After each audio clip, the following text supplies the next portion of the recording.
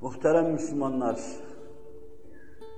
bir imtihan pazarı mahiyetinde önümüze açılan ve bu pazarda imtihana davet edilen bizler, bizim için fırsatlardan ibaret olan bir kısım hususları değerlendirmekle mükellefiz. Değerlendirmemiz, ebedi saadetimizin temel esası, temel rüknüdür. Dünyaya bir kere geldik.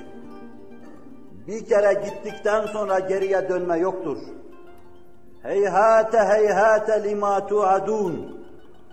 Bir daha avdet öbür alemde olacaktır. Burada dökülen tohumlar orada neşünema bulacaktır. Burada ekilen her şey orada büyük bir mezruat halinde karşımıza çıkacaktır. Burada çekilen zahmetler, katlanılan meşakkatler orada uhrevi semerat halinde bize takdim edilecektir. Burayı değerlendirmek lazım. Bitinceye kadar, tükeninceye kadar burayı değerlendirmek lazım. Bizim için önümüze açılan, Hakk'a götürücü, saadet yurduna iletici, vasıl kılıcı, bütün yolları değerlendirmek, bütün o yollara başvurmak, onların hangisinden Allah'a ulaşacağımızı intizar havası içinde hepsini behemal değerlendirmemiz lazım. Cenab-ı Hak idrak ihsan eylesin. Hicretin 30 küsür 3. senesiydi. 33-34 sene gibi bir zaman geçmişti. Medine-i Tahire'nin içinde, Suriye'de, Şam'da, Şam'ın bütün vilayetlerinde teçhizatına dikkat edilen ve ciddi bir hazırlık havası durumu içinde bulunan bütün Müslümanlar yepyeni, güçlü, kuvvetli, musallah bir ordu teşkil ediyorlardı. Yaşlı, kadın, genç, ihtiyar herkes bu orduya iştirak etmek istiyordu. İslam aleminin sair yerlerindeki durumu orada hazırlık yapan askerle baş başa bırakıp biz kainatın fahrının köyü Medine'ye dönelim. Sakatı, yaşlısı, genci, ihtiyarı hatta kadınları bu sefere iştirak havası içinde heyecan ve helecan geçiriyorlar. Kollarına girerek evinden dışarıya çıkardıkları ve zor yürüttükleri bir insan var. Zorla ata bindirilmek isteniyor. Bu cihada iştirak etmek istiyor. Bu cihadı herkes mübeccel bir cihad, bu fethi Allah'ın rızasını kazanmaya vesile sayıyorlardı. Yapılacak bu büyük cihad için Nebiler Nebisi, sahih hadisiyle لَتُفْتَحُنَّ الْقُسْطَنْطِنِيَّةِ وَلَا نِعْمَ الْاَمِيرُ اَمِيرُهَا وَلَا نِعْمَ الْجَيْشِ ذَٰلِكَ الْجَيْشِ Konstantiniye İstanbul fethedilecektir. Onu fetheden kumandan ne yüce, ne âli cenab, ne güzel kumandan. Onun arkasında o büyük serdarı dinleyen, fethi ordusu havası içinde fethe giden asker ne güzel asker diyor Allah Resulü. Herkes bu güzel askerin içinde yerini almak ve her kumandan Nebiler Nebisi'nin tebcil ettiği bu serdar-ı azam olmak istiyor. İlk bu mevzuda hamleyi yapan Hazreti Muaviye'nin oğlu talihsiz Yezid olmuştu. İşte bu ordu içindi bu heyecan ve helecan. Bu heyecan ve helecanın olmasından belki 35-40 sene evvel Medine tatlı bir gün yaşarken ata binemeyecek, binecek iktidara sahip olamayan o yaşlı insan Şeyhburn'unda 30 küsür yaşında bir delikanlıydı. Nebiler Nebisi Medine'ye teşrif etmişti. Hicret dediğimiz İslam tarihinin başlangıcı olmuştu. Allah Resulü yer yurt köy değiştirmiş. Site İslam devleti teessüs etmişti. Garip bir deve Medine'nin sokaklarında dolaşıyor. Beni Said Oyma'nın önünden geçerken zimam tutuluyor. Akimindana ya Resulallah deniyor. Deve serkeş deve gibi. Başını dikmiş başka tarafa gidiyor. Derken Beni Haris İbni Hazrec'in kapısına gidiyor. Derken Beni Beyaz'ın kapısına gidiyor, hiçbir yerde durmuyor. Herkes yalvarıyor, yakarıyor. Herkes ya Resulallah akimin dena diyor.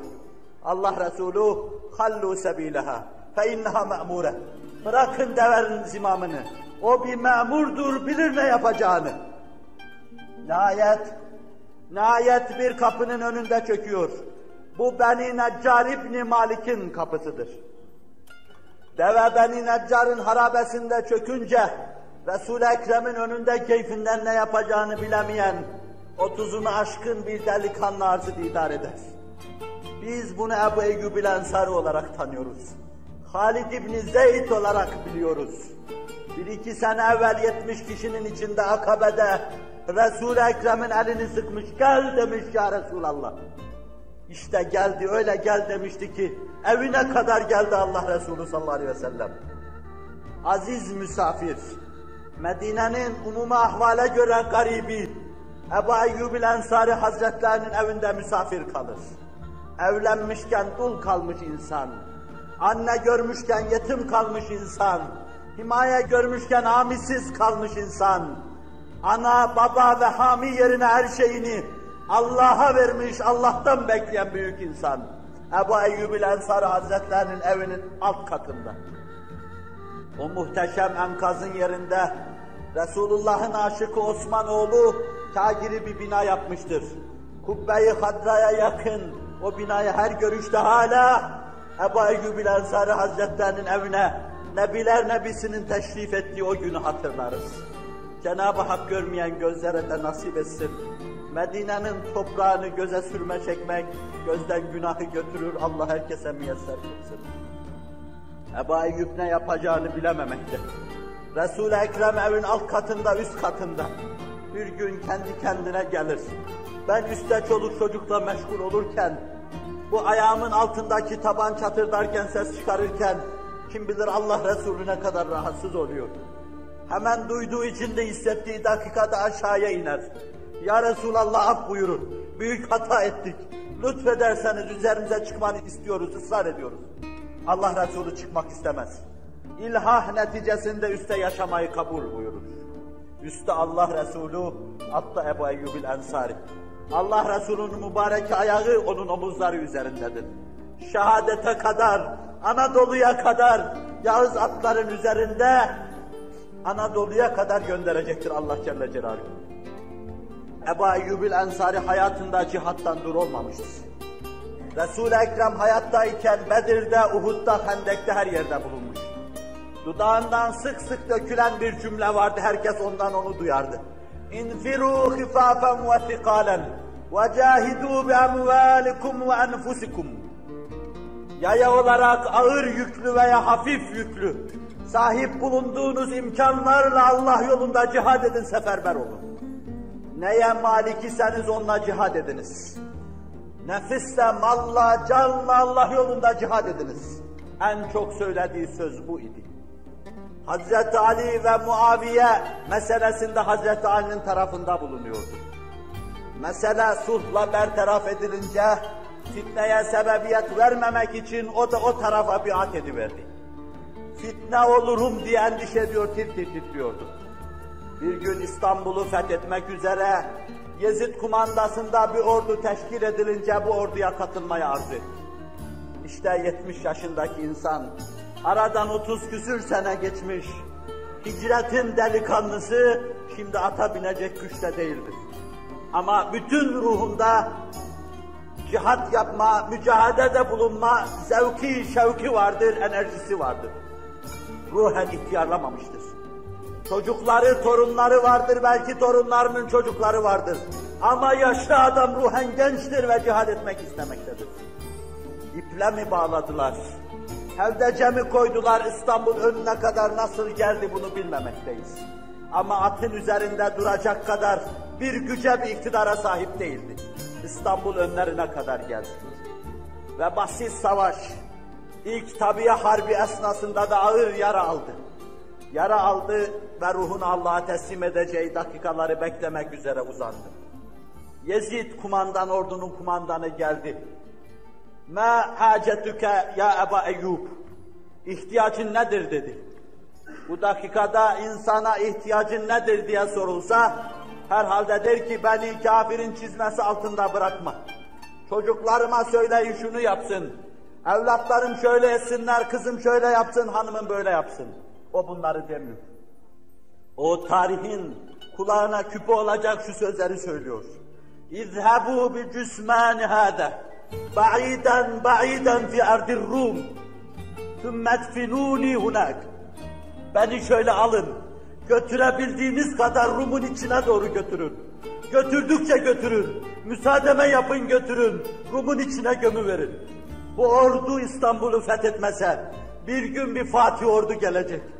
Ben o Fatih ordunun kılıç şakırtılarını duyacağım. Atlarının kişlemesini duyacağım. İşte bunu duymak için beni götürdükçe götürün. Yezid, bütün Yezidliğine rağmen, Allah Resulü'nün meymandarın omuzuna alır, vefat ettikten sonra. Başlarına dökülen kaynar sulara rağmen, ba'iden ba'iden sözüne uyarak, götürdükçe götürün, Rum'un göbeğine kadar götürün. Ben Fatih orduların, Fatih atlarının kişnemelerini duyacağım. İstanbul'a, Rum'a en yakın yere gömülür. Bugün metfun bulunduğu yere yakın bir yere gömülür Ebu Eyyub el-Ensari. Yezid ordusu Fatih ordu olamaz. O Fatih ordu Osmanlı'nın içinden zuhur edecek. Padişahıyla, serdarıyla, Ulubatlı Hasan'ıyla Fatih ordu Osmanlı'nın içinden zuhur edecek. Fatih İstanbul'u fethetti. Ezanlar okuttu. Kişneyen atların sesini duydu veya duymadı.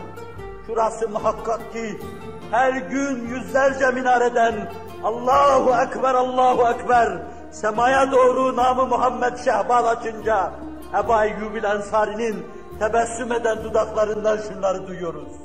Sadakallahu ma vaadena ve Resulü.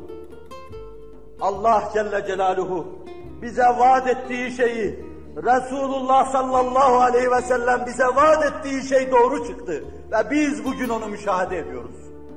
Allah'ın rahmet ve gufranı Ebu Eyyub el-Ensari ile beraber bütün mücahidinin ruhuna olsun. Neydi bu tehallük? Neydi bu mehlekelere iktiham? Neydi hayatı istihkar ettiren husus? Neydi evladı iyali terk ettiren mesele? Neydi o yaşta ata binmeye zorlayan ve at üzerinde İstanbul önlerine kadar kendisini getirten ve neydi beni düşmanın içine gömün dedirten? Neydi acaba atın kişnemesinden duyduğu hazzın manası? Bütün bunların berasında, inandığı bir saadet yurdunda, selamet evinde, Allah'ın rızasını kazanma, Hz. Muhammed Aleyhisselatü Vesselam'ın turfanda hurmalarla donatılmış mukaddes sofrasına oturma, Hz. Muhammed Aleyhisselatü Vesselam'la beraber olma, haşre neşre inanma, öldükten sonra ba'su ba'del mevte inanma, hakiki hayat ve saadetin kafirin dediği gibi inhiye illa hayatüne dünya ve ma nahnu bimeb'usin değil. Belki hakiki hayat, hakiki saadet, hakiki selamet, ahiret yurdu olduğuna inanma. Bu tehallüklere onu zorlayan, bu maliki iktihamı onu zorlayan husus olmuştur.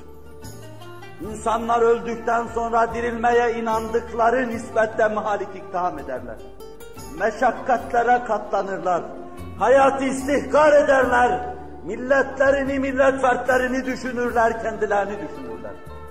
Allahu Teala ve Tekaddes Hazretleri yığın yığın saadet ve selamet intizar eden, fakat saadet ve selametin yolunu kaybeden, 20. asırda başı bozuk cemaatler haline gelen ve her birisi ayrı bir vadide bir tuğyan içinde bocalayıp duran şu serkeş cemaate hidayet buyurmak suretiyle tarik-i müstakimi ihda eylesin, hidayet eylesin ve sonra Darüsselam'a vasıl kılsın.